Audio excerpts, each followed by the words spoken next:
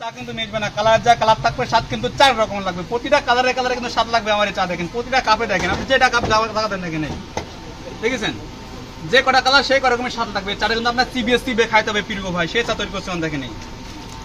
ভাই এটা কি ব্যবহার করতেছেন? হরলিক্স দিচ্ছি প্রিয় ভাই। চায়ের ভিতরে হরলিক্স? জি, স্বাস্থ্যের জন্য খুব উপকারিতা ভাইয়া। মানুষ তো বলে যে চা খেয়ে পানি খাওয়া যায় না, আমার চা খেয়ে পানি খাওয়া লাগবে প্রিয় ভাই, আমার সেই চা তৈরি করছি।